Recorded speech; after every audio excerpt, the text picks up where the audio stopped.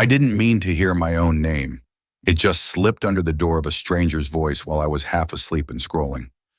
The video opened with soft piano and a pale filter that blurred everything into something prettier than it was. And then there she was, Tessa, with her hair tucked behind one ear like she does when she wants to seem trustworthy. The caption read, "Story time about a friend's family trauma." I would have kept flipping past, except the subtitle on the screen flashed my father's first name like a flare in fog. At first, my brain tried to rationalize it. Lots of people have that name. Lots of dads leave. It's a story older than any platform. But then she said the town. She said the street where I grew up. She smudged one detail, a winter storm that actually happened in spring, like a lazy paint over that only made the original clearer. The worst part was her voice. She had this careful, hushed tone she saves for content about healing, like a librarian whispering in a confessional. "My best friend went through something really hard," she said, eyes shiny with empathy she'd practiced. "When her dad disappeared for 3 days, she had to become the adult. She made playlists to fall asleep but never did." She smiled softly, a small applause to her own memory. We learned a lot about boundaries. I stared at my screen and felt the small rooms inside me unlock without permission. I remembered the flashlight at 13, the kitchen clock that ticked too loud, the way my mother kept washing a single plate over and over because hands needed something to do. I remembered calling Tessa that night he finally came back, and how she arrived with grocery store sushi and didn't try to fix anything, which at the time felt like love. Now love had a ring light. The comments were already blooming, a wild vine of strangers writing, "You're so brave for sharing. I needed this. Tell your friend we love her." Tessa was hearting them one by one, like she was stitching a quilt. She responded to someone, "She's okay. She's stronger than she knows." I hadn't spoken to her in 4 days. The last message from her was a photo of a coffee and a caption that said, "Big week!" 3 exclamation points, like excitement could be a spell.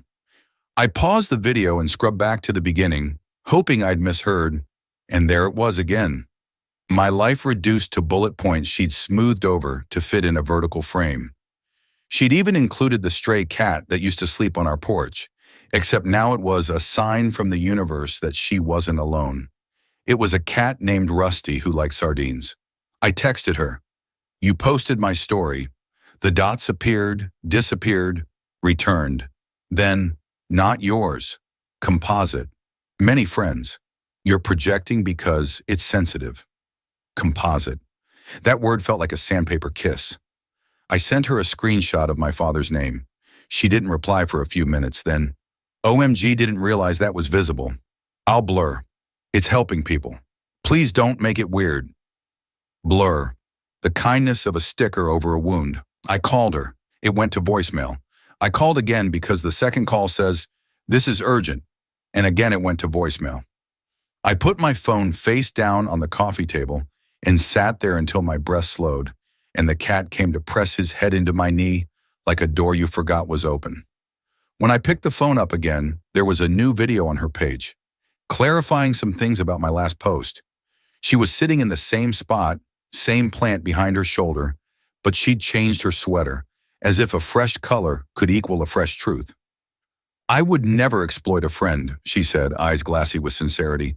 "These stories are inspired by real life, but they're generalized to help the most people. If you feel seen, that's because healing is universal." Comments flooded in like rainwater seeking a drain. "You owe nobody details. Some people just hate mirrors. Keep shining." She liked them all. She pinned one. "The friend sounds jealous of your growth." I didn't cry.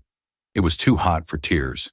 I paced the apartment and opened the fridge and moved jars around as if I'd misplaced my life behind the mustard.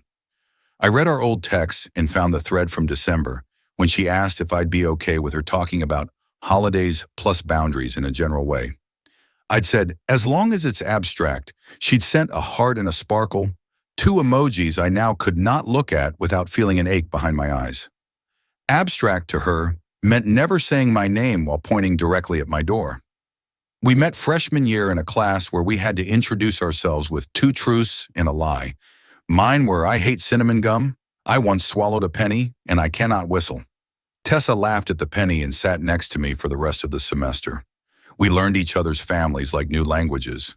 When her landlord changed the locks during a winter storm, she slept on my couch for 12 days, and we ate cereal straight from the box and ticked off the mornings with spoon clinks. "You're my person," she said once, eyes red from an argument with her father. "You own half my brain." I told her she could keep the half with the math. I'd take the half that remembers birthdays and favorite snacks. She would say later, "I thought you'd be proud of me." That sentence hadn't arrived yet, but I felt it approaching like weather. She used to talk about purpose the way people talk about God. "If we're not making something from all the pain," she'd say, "then what was it for?" I believed that too, in a softer way. I believed we could compost it, turn rot into something that grows flowers. I didn't realize she meant shred it, package it, sell it in little jars labeled healing. I went to the coffee shop where she likes to film because the light by the window makes skin look like a secret. She was there, ring light clipped to her phone, dimples on. When she saw me, she deflated for a second, like someone let the air out of a party balloon. Then she smiled anyway. "Hey," she said, voice too bright, and I sat without waiting for an invitation. "You didn't delete it," I said. "I'm going to," she said, "but I need to post something else first to redirect. The algorithm punishes you if—" "It's not a weather system," I said. "It's not lightning you have to outrun. It's my life." She slid her phone face down. "I didn't mean to hurt you." "You did," I said, and surprised myself with how flat it sounded. I didn't even raise my voice. "You posted details no one else knows. You used my dad's name. You used our street." "I'm sorry about the name," she said quickly. "I swear I didn't notice that in the captions. I'll blur it. I'll fix it." "You can't blur a bell you already rang." She looked at me, and for a second the practiced softness fell away, and what replaced it was annoyance. "It helped a lot of people," she said. "Did you see the comments? The DMs? I spent hours replying to folks who felt seen. Isn't that good?" "Good for who?" I asked. "Both," she said, as if goodness equaled distribution. Then she sighed, real and small. "You would have said no if I'd asked." "Yes," I said. "That's the point." She pressed her lips together. The barista called out a latte in a name that wasn't ours. Outside, a bus exhaled at the stop. Inside, a teenager took photos of her bagel. Everything kept happening like a world. Tessa reached for my hand and stopped herself midair. "I'll take it down tonight," she said. "I promise." "You said you wouldn't make me a lesson," I said. "You promised that too." She flinched. "I thought we were building something together," she said softly. "Like, meaning." "We were," I said, "and then you put a price on it." The conversation slid around after that, words knocking into each other and dropping on the floor. She tried to explain audiences and reach and how if she didn't post regularly, she'd evaporate. I said, "Maybe disappear then." And she looked at me like I'd asked her to stop breathing. We left it there, unsettled, with a hug we didn't finish.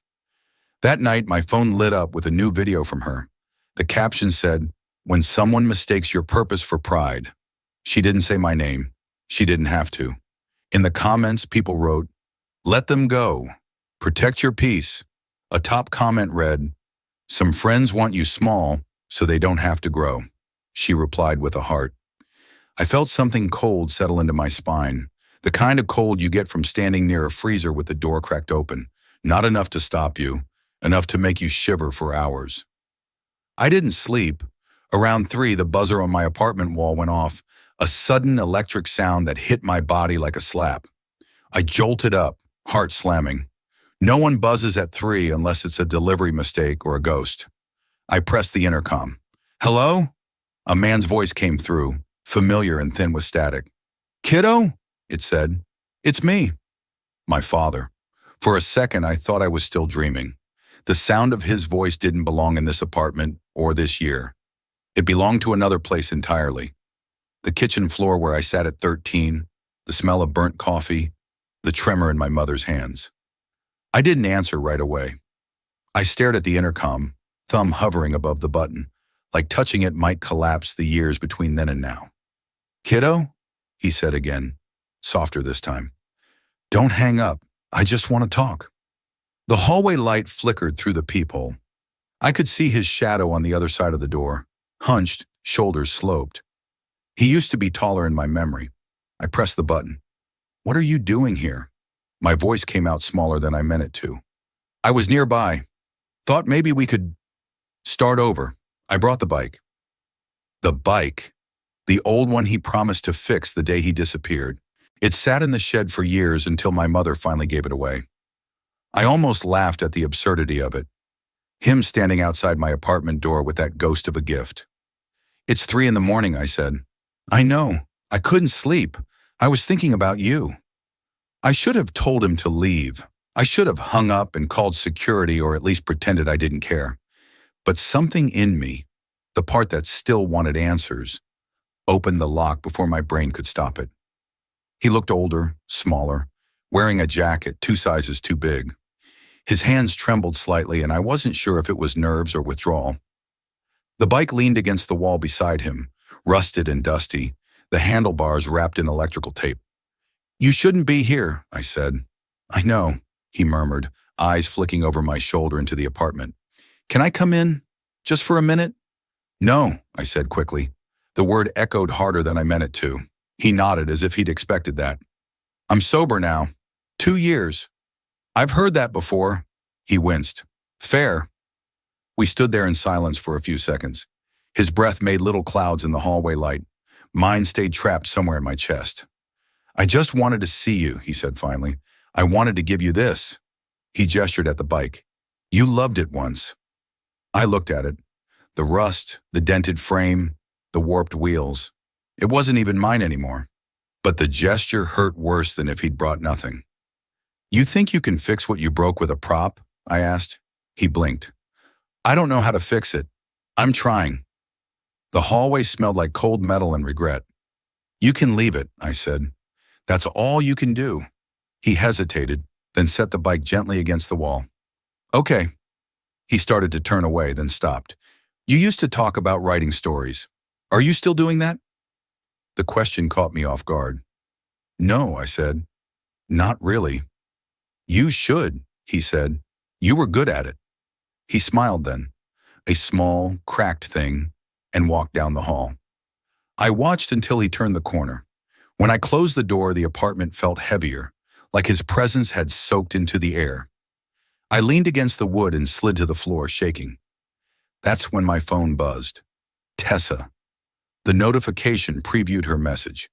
Are you awake? I had a dream about you. You okay? For a moment, I wanted to tell her everything, that my father had just shown up, that I felt 14 again, that I didn't know how to hold all this. But then I remembered her voice on that video, how she'd wrapped my pain in soft lighting and hashtags, how she'd turned it into content. I turned the phone face down. I sat there until dawn, watching light creep through the blinds, the shadow of the bike still visible under the hallway light outside. The next day, I found out she'd posted again. A friend texted me the link with just 2 words. She didn't. The video started with her saying, sometimes people come back into your life just to test if you've really healed. Then like a knife. My friend's father showed up at her door last night. I felt my pulse spike. She said it, word for word, as if she'd been standing in the hall beside me. She described how her friend had wanted to let him in but knew better, how he'd brought something symbolic, and how closure doesn't always come in the form we expect. I hadn't told anyone, not a soul. She must have seen the message I didn't send. That tiny preview on her lock screen. Are you awake?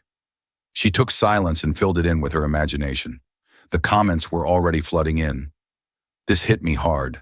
She's so strong. I needed this today. I threw my phone across the couch. It landed face down, the sound dull but final. Later, when I picked it up, I saw she'd pinned one of the comments. You're such a good friend. I didn't go to work that day. I couldn't. My chest felt hollowed out, as if someone had scooped out everything inside me and left only static. That night she called. I let it ring once, twice, 3 times before answering. I didn't mean to, she said immediately. Her voice was shaky, tearful. People were asking for an update, and I thought, you thought what? I snapped. That my life is serialized content now? You think people are waiting for the next episode? I just wanted to share what healing looks like, she said weakly. It looks like silence, I said. It looks like leaving people alone. She started crying then. Real or not, I couldn't tell. I don't know how to stop. It's my job now, they expect it. I almost felt sorry for her, but then I remembered how many times she'd said that same line before. They expect it, as if an audience were a god she had to feed. You need to stop using me, I said. Right now. She went quiet for a long moment, then whispered, I don't think I know how. Something in me cracked, but not out of sympathy, out of finality. Then learn, I said, and hung up. For the first time in years, I blocked her number. The next morning felt eerily quiet. No notifications, no texts, no calls. My phone, once constantly lit up with Tessa's messages or videos or apologies, sat dark on the table. It should have felt peaceful. Instead, it felt like standing in the aftermath of an explosion. Everything silent, but the air still trembling. I told myself I wasn't going to look. I told myself I didn't care what she posted anymore. But of course, by noon, curiosity started gnawing at me. I re-downloaded TikTok, hands shaking like someone about to open a wound they'd already stitched closed.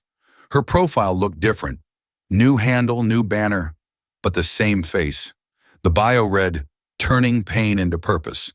The first video was her sitting on her bed. No makeup, messy bun, candle burning behind her. It started with her whispering, This one hurts to share. I knew that tone too well, the tremble, the hesitation. It was the tone she used before saying something she knew would get engagement. She took a deep breath and said, Sometimes the people we love most hurt us in ways we can't understand. You give them everything, your trust, your heart, and they turn it into a weapon. She looked straight into the camera, eyes glassy. I've had to let go of someone I thought was my soulmate, my platonic life partner. She used my kindness against me. She made me feel like a villain in my own story. It took me a second to realize what she was doing. She had flipped the narrative. I was the abuser now. Every word was twisted just enough to sound believable. I never used her story, she said. I just wanted to help people. But she humiliated me publicly, called me manipulative. I guess some people can't handle seeing you grow. The comment section was vicious. Strangers telling her she was better off without toxic friends. One even wrote, People like that feed off your light. You did the right thing by cutting her off. I wanted to scream. I wanted to punch something or write 1,000 comments explaining that she was lying, but I knew it wouldn't matter. The internet doesn't care about the truth, only about who cries first on camera. That night, I poured myself a drink and sat in front of my laptop, watching her words replay over and over. I realized then that she wasn't just telling stories anymore. She was rewriting history. She'd found a way to turn betrayal into a performance. I opened a new document and started typing. I didn't plan what to say. I just wrote. Every detail, every message, every call, every time she said, it's helping people, while bleeding me dry. The document ended up being 12 pages long before I stopped. I read it twice, then closed my laptop. I didn't post it. Not yet. A few days later, my phone buzzed. It was an unknown number. Against my better judgment, I answered. Please don't hang up, she said. I didn't. I took the videos down, she said quickly. All of them. Even the new ones. I panicked, okay? I didn't know how else to explain what happened. Everyone was asking questions.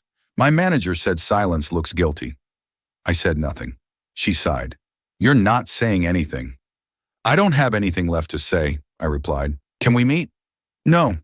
I'll come by. Tessa, don't. Silence. I could hear her breathing. You hate me. I don't hate you, I said quietly. I just don't know who you are anymore. She didn't respond right away. When she finally did, her voice broke. I don't know who I am either. And for a second, I believed her. After we hung up, I sat there for a long time thinking about the person she used to be. The one who used to sing off key with me at midnight, who once drove 2 hours to pick me up when my car broke down, who used to promise she'd never hurt me because we're family. Now she was a stranger who knew all my secrets. 2 days later, she posted again. It wasn't a video this time. It was a written post, a long caption paired with a picture of the sky. It said, "Forgiveness isn't for them, it's for you." I'm learning that even when people destroy your trust, you can still send them love and light from afar. Thousands of likes, thousands of comments calling her strong. I stared at that caption until the words blurred. Then I deleted the app again. That weekend, I went out with coworkers for drinks. For the first time in months, I laughed without flinching. No one knew about any of it, and for a few hours it was easy to pretend I was just a normal person again. When I got home, there was a package at my door. No return address. Inside was a small notebook and a note written in her handwriting. "You said once that stories belong to the person who lived them, so I'm giving yours back." I flipped through the pages. It was blank, completely blank. I sat on the floor, the note in one hand and the empty notebook in the other. I didn't cry. I didn't scream. I just stared at it until the clock hit midnight. Because the thing that scared me most wasn't that she'd sent it. It was that part of me, some quiet, broken part, understood what she meant. I didn't throw the notebook away. I couldn't. I left it on my desk for weeks, untouched, its white pages like teeth. Every time I walked by, it seemed to whisper a question I didn't want to answer. "What are you going to do with me?" Eventually, I wrote one sentence on the first page. She told my story before I could. Then I closed it and went on with my life, or at least tried to. Tessa vanished from the internet not long after that. Her accounts went dark, her videos deleted, her name erased from the endless scroll. For a while, it felt like she'd been swallowed by the same machine she'd fed. I found myself checking sometimes, even though I hated that I still cared. Part of me wanted to believe she was okay. Another part wanted her to finally feel the silence she'd forced on me. Months passed. I started therapy again. My therapist asked me once, "What would justice look like to you?" And I realized I didn't have an answer. I didn't want revenge. I didn't even want an apology anymore. I just wanted distance. Real, quiet, breathable distance. One afternoon in early spring, I ran into someone who used to know us both. We were at a farmer's market, the kind of place where everything smells like honey and coffee. They smiled and said, "Hey, I saw Tessa the other week." My stomach dropped before I could hide it. "Yeah? She's different," they said. "Working at a shelter. Doesn't even have social media anymore." I nodded, unsure what to do with that information. I told myself it didn't matter, that it wasn't my business anymore. But that night, I dreamt about her anyway. Her sitting on my couch years ago, our hands wrapped around mugs of tea, both of us pretending we knew what growing up meant. When I woke, the first thing I saw was the notebook on my desk. I opened it again. That single sentence on the first page looked lonely, so I started writing. Not about her, not about the betrayal, but about everything before. The good parts, the nights of laughter, the small kindnesses that had existed before things broke. I wrote until the sun came up. It wasn't forgiveness, not exactly, but it was something like release. A few weeks later, I got an email from her. No subject line, no preamble. Just, "I've been volunteering at a women's center. I tell them how easy it is to confuse helping with control. I tell them about you, but only the part where I lost you. You don't have to reply. I just wanted you to know I finally understand." I stared at the message for a long time, unsure whether to believe her. Maybe she really had changed, or maybe she just found a new audience. Either way, it wasn't my job to find out. I didn't respond, but I didn't delete it either. I archived it, a middle ground between remembering and letting go. That night, I took the notebook and went to the park near my apartment. It was late, quiet, the kind of night where the city hum feels like a heartbeat under your feet. I sat on a bench and flipped it through everything I'd written. Somewhere between the sentences, I realized something simple but important. My story had never belonged to her. She'd borrowed it, distorted it, sold it. But it was still mine. Always had been. I tore out the first page, the one that said she told my story before I could, and let the wind take it. It drifted toward the trees, catching briefly on a branch before disappearing into the dark. For the first time in years, I felt something close to peace.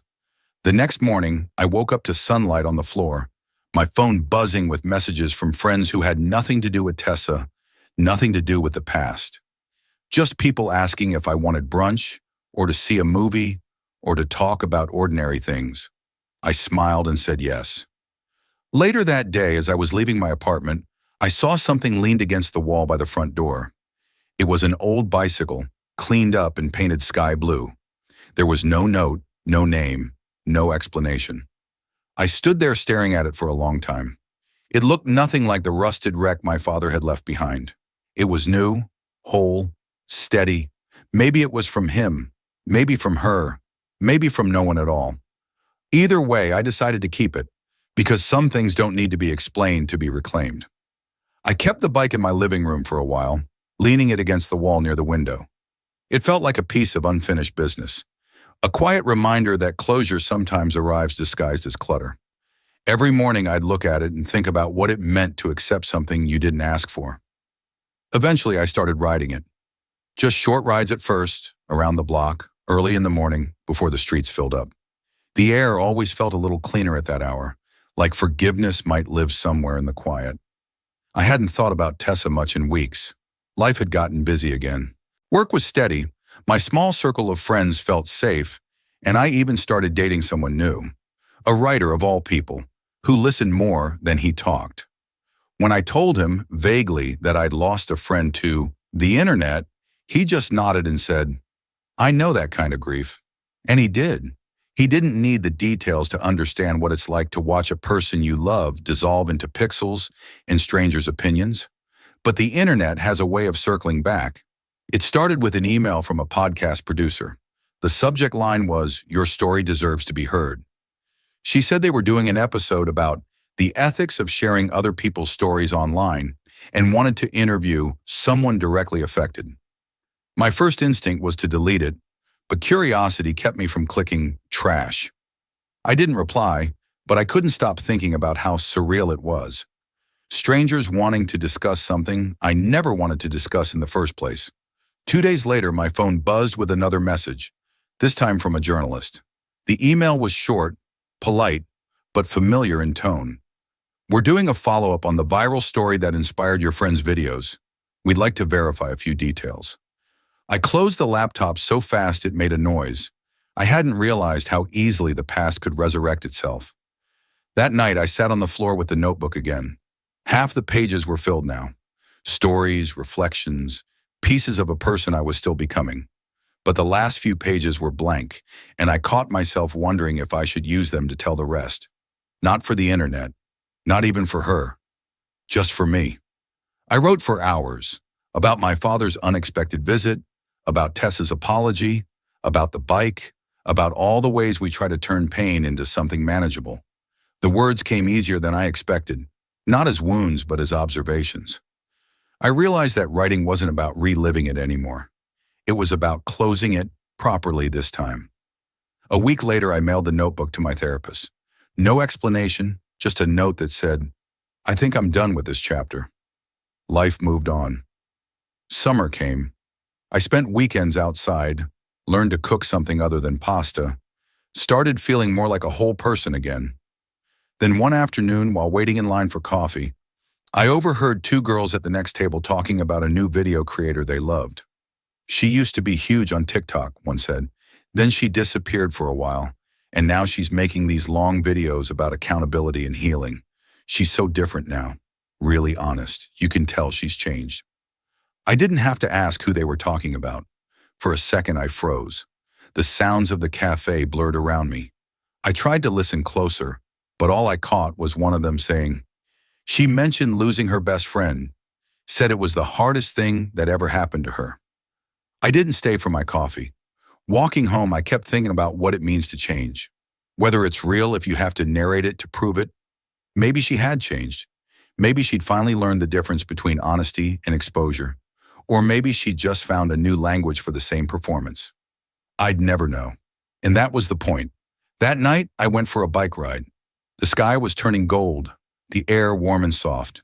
I rode past the park, the river, the edge of the neighborhood where I used to live when everything still hurt. I kept going until my legs burned and the streetlights flickered on. At some point, I realized I wasn't thinking about her anymore. Not about what she'd done, or what she was saying now, or how many people were watching. I was just moving forward, Steady, balanced, breathing. When I got home, I took one last look at the bike before locking it up. It gleamed faintly under the porch light, like it had always belonged there. I realized then that some stories don't need an ending. They just need to be left behind, far enough that when you look back, you can barely see the outline. A few months went by before I thought of her again. It wasn't intentional. I had built a kind of rhythm to my life, a small, steady peace I didn't want to disturb. But peace is fragile.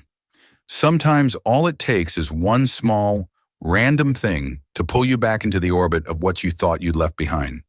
For me, it was a letter, a real one, with a stamp and everything. I almost didn't open it because hardly anyone writes letters anymore, and for some reason the handwriting on the envelope made my stomach tighten. It was hers. Inside was a single page. I know I have no right to ask you for anything, but I wanted you to know that I've stopped filming completely. I teach workshops now about consent and storytelling and how to avoid doing what I did. I don't tell your story, I tell mine. I know this letter doesn't fix anything, but I'm hoping one day you'll believe that I finally understand what it means to listen.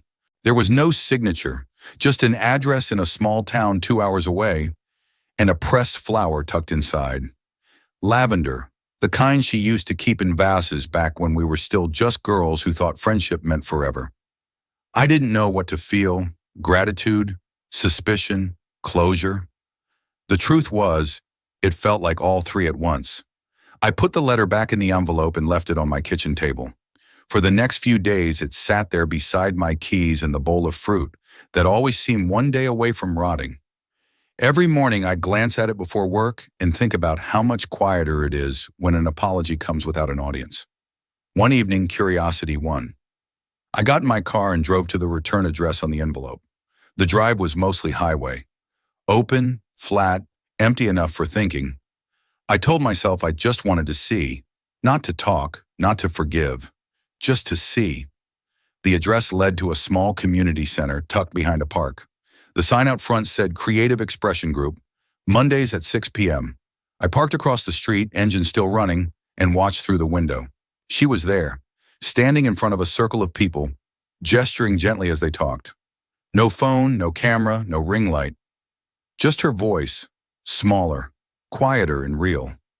She looked older, not in a bad way, in the way that happens when someone finally stops performing long enough to be human again.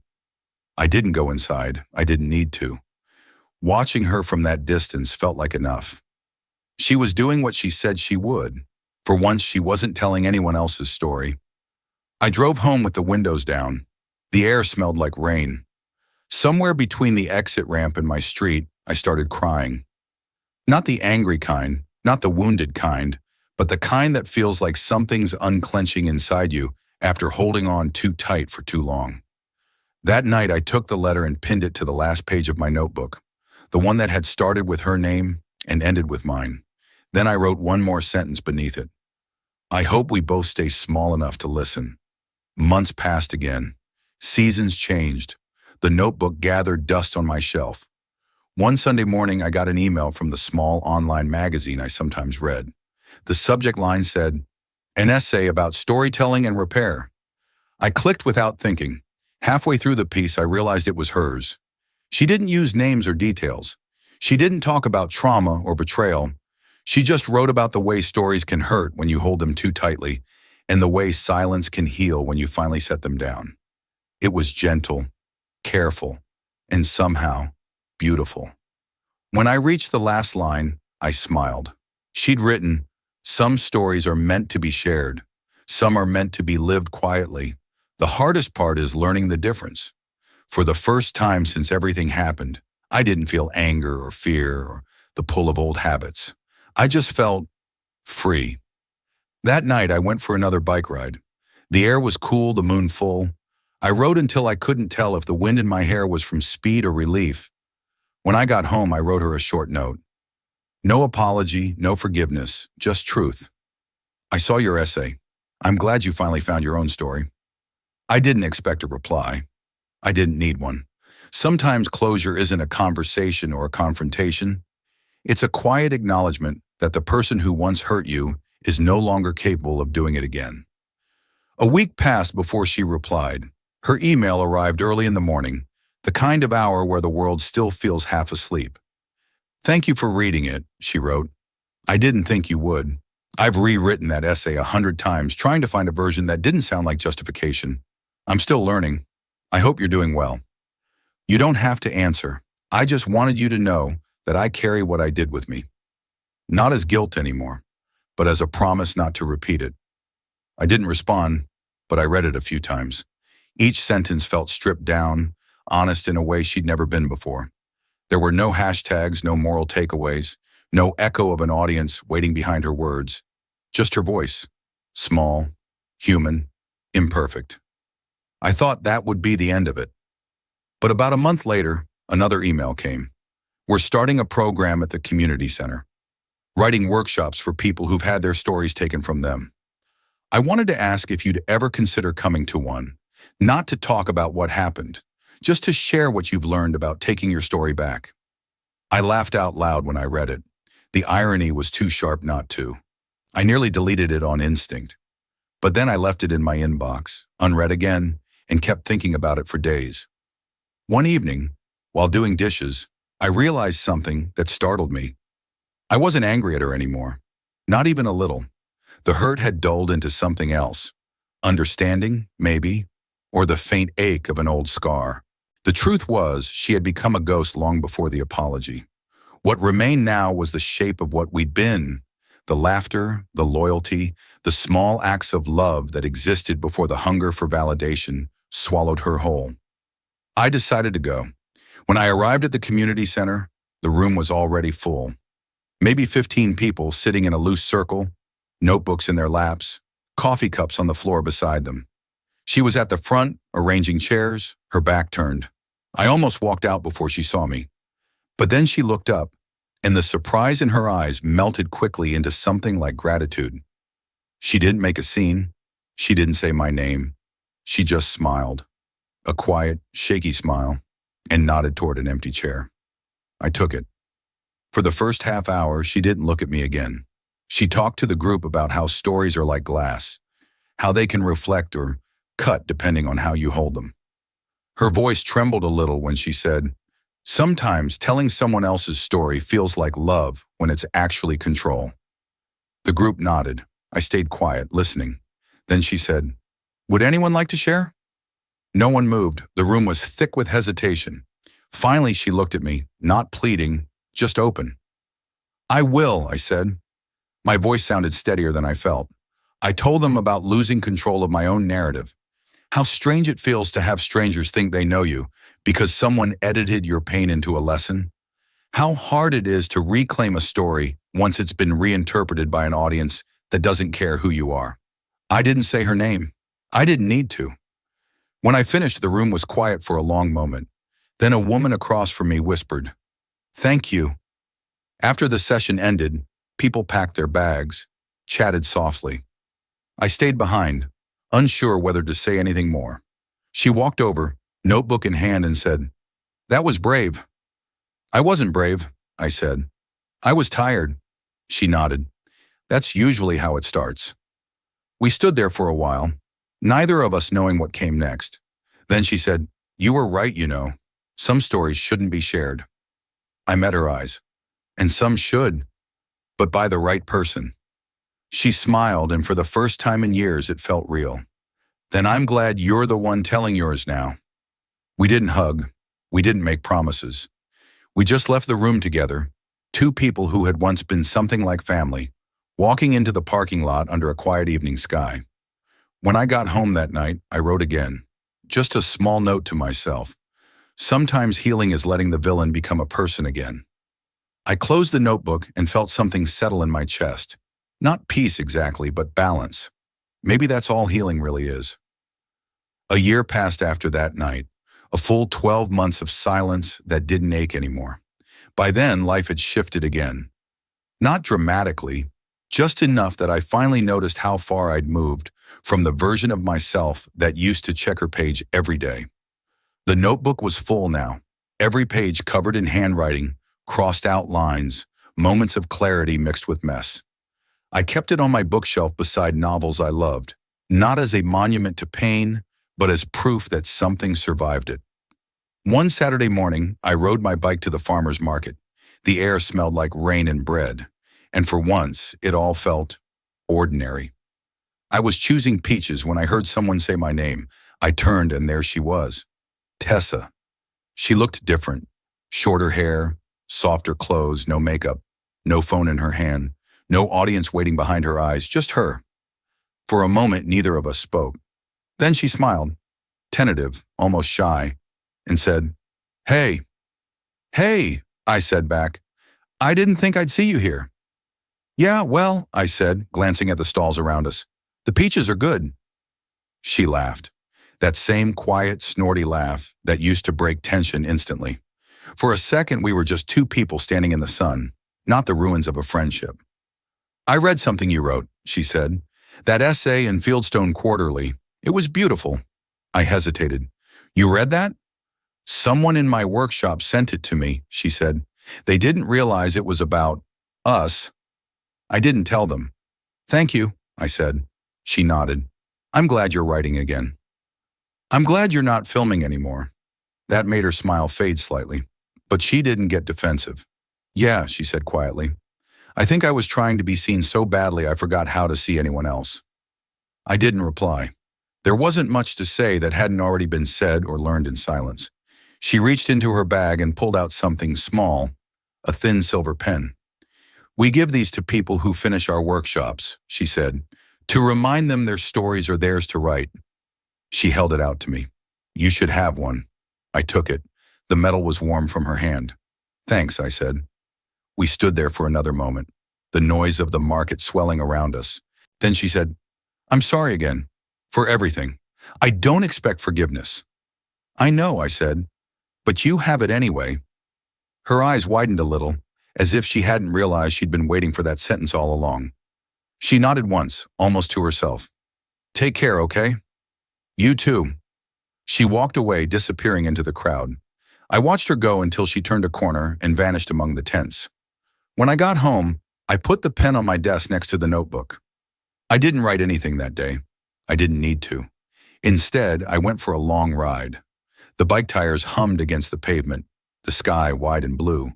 I passed familiar streets, places I hadn't been able to look at for years. Every turn felt lighter. By the time I got home, the sun was low, spilling gold light through the window. I sat on the floor looking at the notebook, the pen, the soft shadows crawling across the room. For the first time in what felt like forever, there was no anger left, no bitterness, just the strange, quiet fullness of having lived through something and come out whole on the other side. I realized then that the story was finally over. Not because I'd won or because she'd lost, but because neither of us were trapped inside it anymore. The silence that followed didn't feel empty. It felt earned.